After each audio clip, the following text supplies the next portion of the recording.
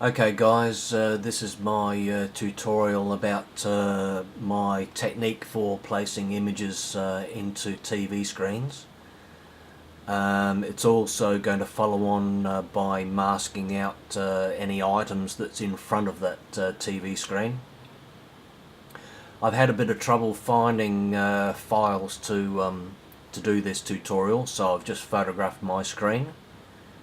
Because I tend to move plants or candlesticks, anything that's in front of a TV screen. Also, if there's something that I can't move in front of a TV screen, I just simply change camera position, so it's very rare that I have to do this masking technique, but when I have to do it, this is how I do it. So I've got a photo of my TV screen here at the moment, and I'm going to insert that image there into the TV screen. So again, shortcuts Control A, Control C. Don't need that anymore, so I can close that. Control V.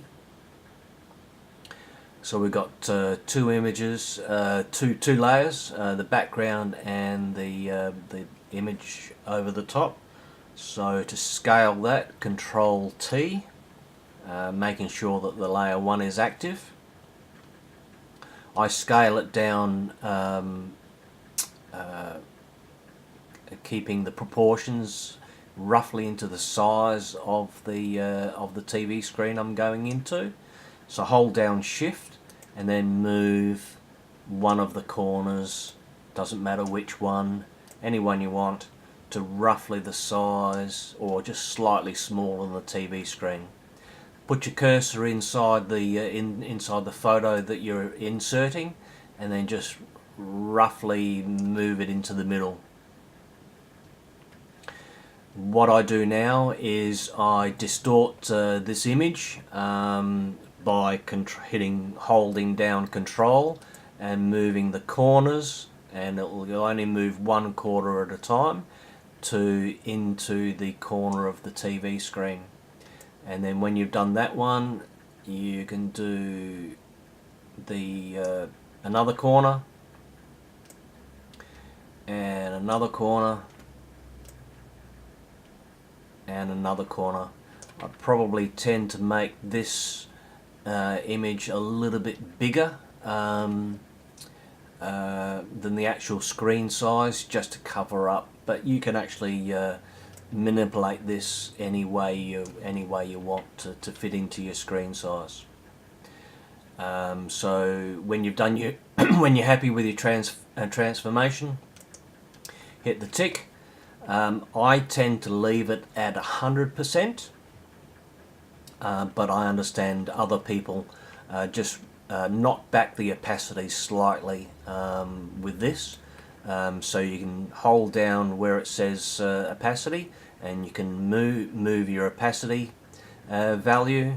You can also do it down here by clicking that arrow, moving this arrow to your opacity, and then also if you've got this area highlighted, you can hit any number keys to the percentage that you want. Say for example 70%, 80%, 90%. But I just tend to do it roughly. I click on the opacity and I would probably knock it back down to about 80 to a 90%, just to take the edge off the image. So when you're happy with the transformation, you can flatten it the way you want to do. So you can flatten, and then you can save it as JPEG as you want. But for this instance, I've placed my speaker over the image, so I need to reveal the speaker to take this one step further. If you find that there's anything in front of the screen, you need to mask out the speaker. So for this exercise, I'm going to go back one step, and that brings back my my two layers. So what I do now is to add a layer mask. So this icon here will add a layer mask to layer 1. So I put a layer mask in here.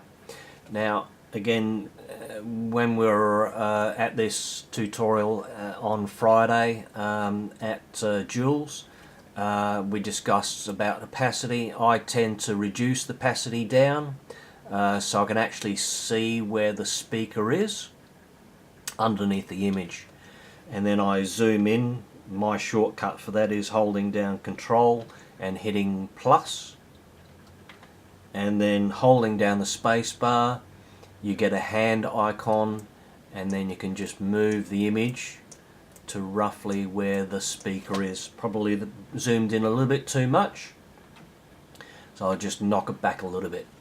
So now we need to, on a white mask, we need a black brush. So make sure your black is selected and a brush.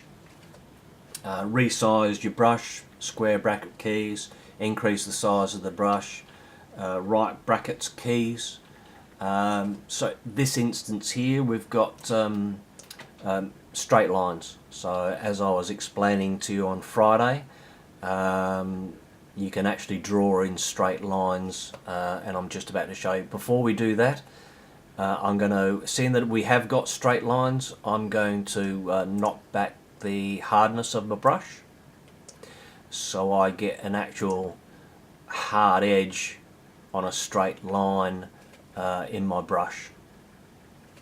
So I'm just going to do the edge for a minute, and so I make sure I click on the speaker that's underneath, click once, and then down the bottom just follow the line of the speaker, and that draws in a straight line from that point there to your second click. If you haven't got a long straight line, so just keep on clicking to that corner there, and you can be a little bit more precise when you do this. So when you're at a corner there and you've got a long straight line, so click once on the left hand side, hold down shift and click again, and that just draws in a straight line. So here I'm just going to make my brush a little bit smaller, go into that corner.